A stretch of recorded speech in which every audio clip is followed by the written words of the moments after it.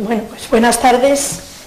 Voy a tratar de resumir brevemente algunos datos del tema del que voy a hablar yo en esta mesa redonda del final del día, y que va a ser sobre... las diapositivas están en inglés, porque como teníamos gente de otros países, como hemos visto antes, aunque en la conferencia lo que voy a hablar va a ser en castellano, pues las diapositivas las he traído en inglés. Bueno, voy a hablar sobre distintos tipos de grasa, de grasa corporal, no de grasa de los alimentos, de grasa corporal. Algunos conocimientos de los que vamos a hablar pues se saben desde hace tiempo, pero últimamente han aparecido algunas nuevas investigaciones que creo que es importante que tengamos en cuenta, ¿no?, desde el punto de vista del tratamiento de la obesidad, sobre todo como futuras perspectivas. Bien, la obesidad, ya nos han definido las dos ponentes anteriores de manera excelente, es un exceso de grasa corporal en el organismo, y este exceso de grasa pues se encuentra asociado en muchas ocasiones al desarrollo de patologías metabólicas u otro tipo de patologías también o complicaciones asociadas. Como ya las han mencionado, pues no voy a hacer referencia a ellas. Bien, es bien conocido que en el organismo se han identificado o tenemos dos tipos de tejidos adiposos, el tejido adiposo blanco y el tejido adiposo pardo. Ambos tejidos son diferentes, no solamente por el color, que es lo que les da nombre, el tejido adiposo blanco y el tejido adiposo pardo, sino que tienen profundas diferencias morfológicas, genéticas y funcionales. Y como veremos también, ahora sabemos que en cuanto a su origen son diferentes. Bien, el tejido adiposo blanco pues se encuentra situado bien en depósitos subcutáneos o en depósitos viscerales, alrededor de las vísceras del organismo, y la grasa parda, el tejido adiposo pardo o marrón, se encuentra fundamentalmente situado en la región axilar y cervical. Como digo, la morfología es muy diferente, los adipocitos blancos son más grandes, de un mayor tamaño, los marrones un poco más pequeños, pero sobre todo hay una diferencia morfológica importante, que es los adipocitos blancos se caracterizan por tener una gran gota lipídica que ocupa casi todo el citoplasma. Se dice de ellos que son uniloculares, mientras que los adipocitos pardos son multiloculares, están compuestos por pequeñas gotitas de grasa en su interior. Hay diferencias también en cuanto a la irrigación. El tejido adiposo pardo tiene una mayor irrigación que el blanco y sobre todo tienen una gran diferencia en el contenido, en el número de mitocondrias. La grasa parda tiene un alto contenido en mitocondrias y esta mayor vascularización y el mayor número de mitocondrias son los responsables de este color pardo marrón del tejido que le da nombre, ¿no? Bien, parece por tanto que tenemos localizaciones diferentes para el tejido blanco, el tejido pardo, y actualmente, por eso lo he resumido aquí ya desde el principio, actualmente lo que se ha visto es que existen algunos depósitos, sobre todo en los depósitos blancos lo que se han identificado es infiltración por adipocitos similares a los pardos. Por tanto, ha crecido el concepto del órgano adiposo, del órgano adiposo. Bueno, esta es una fotografía en la que se puede ver un poco lo que estaba esquematizado en la anterior, los adipocitos blancos, grandes gotas lipídicas uniloculares, en las cuales casi todo es esa gota de triglicérido grande, y solamente en un lado de las células donde podemos encontrar el núcleo y unas pocas organelas citoplasmáticas, unas pocas mitocondrias, además mucho más rudimentarias que las pardas. La grasa parda, como vemos aquí, tiene múltiples gotitas, son multiloculares y un alto contenido en mitocondrias que le da este tono marrón.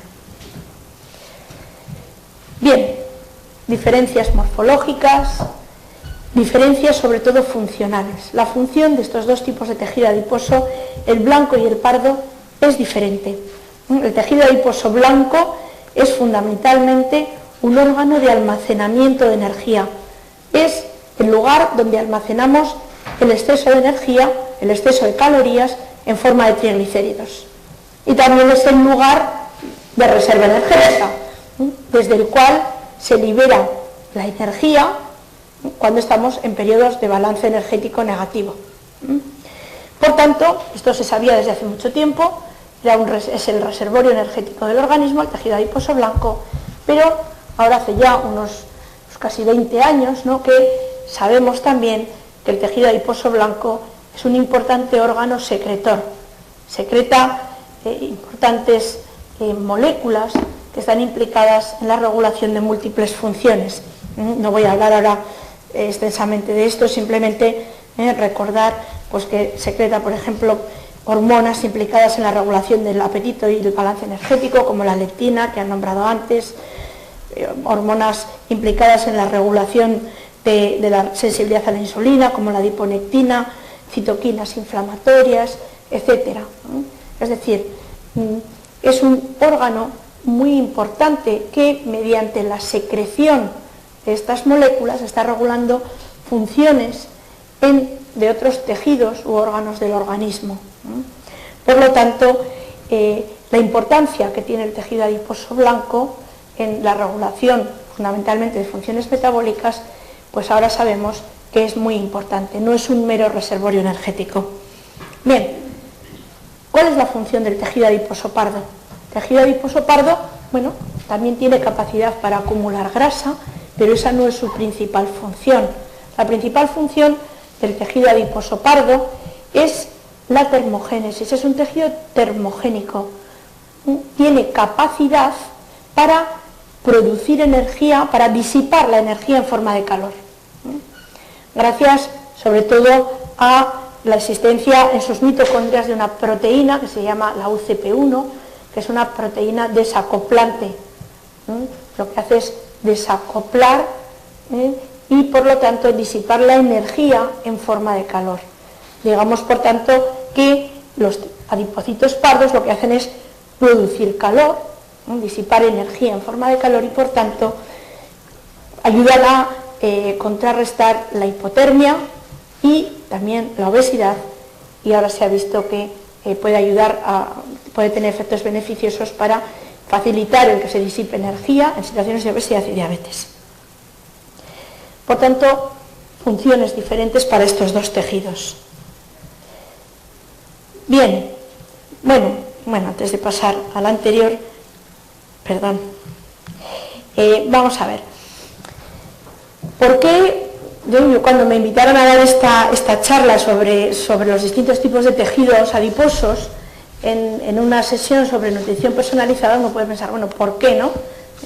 Hablar aquí ahora de la grasa del organismo en esta sesión de nutrición personalizada. Bueno, pues también es muy importante, porque podemos hacernos diferentes preguntas, ¿no? Podemos preguntarnos, por ejemplo, ¿están contribuyendo los genes y el secretoma, todas esas proteínas secretadas por el tejido adiposo, a la susceptibilidad o resistencia a obesidad que tengan las personas, los individuos? Pues ya hemos visto algunos ejemplos claros que sí, ¿no? Las personas que no producen leptina son obesas, ¿no? Las personas con bajos niveles de adiponectina tienen una mayor insulinoresistencia. Otra cuestión importante que nos podemos plantear y que nos muestra la importancia del tejido adiposo. Hay personas obesas que metabólicamente son sanas, es decir, no tienen las complicaciones metabólicas asociadas a la obesidad, a pesar de que tienen una gran cantidad de tejido adiposo. Y también hay personas con peso normal, personas delgadas, pero que metabólicamente son obesas. ¿Qué es lo que está contribuyendo a estas diferencias? ¿Puede tener algo que ver el tejido adiposo? Pues probablemente sí. Es decir, ahora se está hablando de si hay tejidos adiposos favorables o desfavorables. O sea, genotipos o fenotipos de tejido adiposo favorables o desfavorables. También se habla de que puede ser por la distinta capacidad de expansión del tejido adiposo en unas personas y otras, ¿no? Por tanto, es muy importante también a la hora de esa nutrición personalizada, pues tener en cuenta en un futuro estos factores. Bien, otro aspecto muy importante que se ha puesto de relevancia en los últimos años es la plasticidad del tejido adiposo. Estos son experimentos ya de hace bastantes años y en los que se vio cómo estaban hechos en roedores. Entonces, estas imágenes son muy gráficas, se ve muy claro cómo cuando se exponía a un animal delgado, en este caso, a aclimatación al frío, exposición crónica al frío, vemos cómo su grasa blanca se convierte en una grasa más similar a la parda. Es decir, existe esa capacidad, la aclimatación al frío hace que los depósitos blancos se transformen en algo más parecido a los depósitos pardos. ¿Por qué? Porque el organismo de este animal, para poderse aclimatar al frío, necesita generar energía, necesita generar calor. Por el contrario, cuando a un animal lo sometían a una dieta obesogénica durante un periodo largo, una dieta alta en grasa, pues lo que hace es acumular ese exceso de energía en los depósitos blancos, pero también se observaba una mayor conversión a adipocitos tipo blanco en los depósitos que inicialmente eran pardos, en los de esta región. Con lo cual, también parece que el tejido pardo se está adaptando, ¿no?, para poder acometer ese exceso de energía, para poder almacenarla. Bien, pero esto llevó a plantear la posibilidad de que existiera una capacidad de transdiferenciación de los adipocitos. ¿Son los adipocitos blancos capaces de transdiferenciarse a pardos? O más bien, es más real pensar en que puede haber células precursoras en los adipocitos blancos que, dependiendo del estímulo al que se les someta, se puedan transformar en adipocitos pardos. Pues eso es lo que parece, se piensa que pueda estar ocurriendo, que en los depósitos blancos hay precursores que, dependiendo del tipo de estímulo, pues pueden convertirse a adipocitos blancos o a un adipocito más similar al pardo. Y en todo este entorno es cuando ha aparecido el concepto de adipocitos beige o adipocitos bright. Bright significa brown in white. Brown adipocytes in white, en tejidos blancos. ¿Qué son estos adipocitos beige o bright? Pues son adipocitos similares a los pardos que están infiltrando el tejido adiposo blanco y que tienen, por tanto, propiedades termogénicas. Bien, ahora lo que sabemos, un estudio muy reciente que acaba de aparecer en la revista Cell, lo que nos dice es que estos adipocitos beige son unos adipocitos termogénicos y que se han identificado no solo en roedores, sino también en el ser humano. Lo cual es muy importante, porque el ser humano, cuando nacemos, los neonatos tienen una cantidad importante de grasa parda, que les sirve para aclimatarse, para generar calor y poder aclimatarse a la temperatura externa, ¿no? Comienza con la edad a disminuir el contenido en grasa parda. En la pubertad todavía hay una cierta actividad de la grasa parda, pero en los adultos disminuye mucho, ¿no? Los adultos apenas tenemos grasa parda, aunque ahora utilizando la tecnología del PET y en situaciones de aclimatación al frío se han podido identificar también depósitos pardos en la zona clavicular, de la supraclavicular, y también en el cuello, rodeando algunas venas del cuello.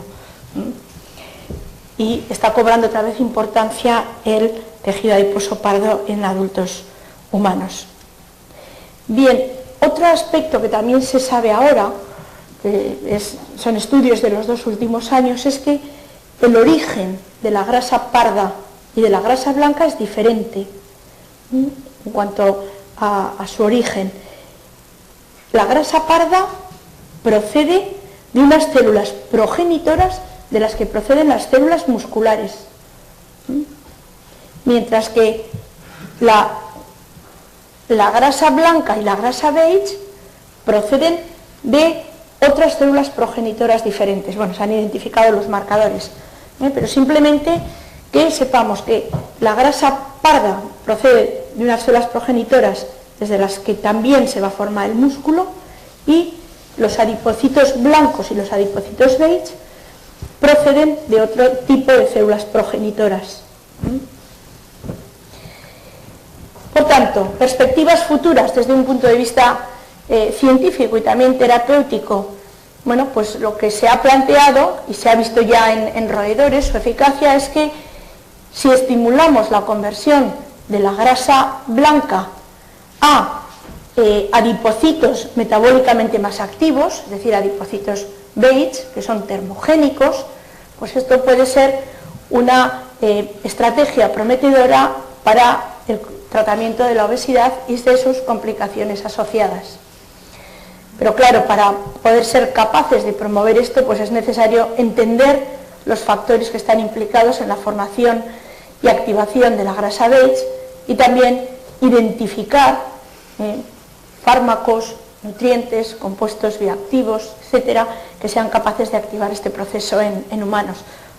Hoy sabemos que tanto la exposición al frío, la activación beta-adrenérgica, los agonistas de PPAR-gamma son capaces de inducir, al menos en roedores, esta transformación de grasa de adipocitos blancos en adipocitos beige. Recientemente se ha identificado también una hormona que libera el tejido muscular, libera el músculo cuando se hace ejercicio, que se llama irisina, y esta irisina actúa sobre la grasa blanca, facilitando la conversión hacia o la formación de adipocitos beige también, ¿no? Y por tanto esa potencialidad termogénica. ¿Qué nos queda por saber? Y en ello estamos estudiando, pues si algunos nutrientes o compuestos bioactivos de los alimentos son también capaces de facilitar este proceso. Bueno, pues muchas gracias por su atención.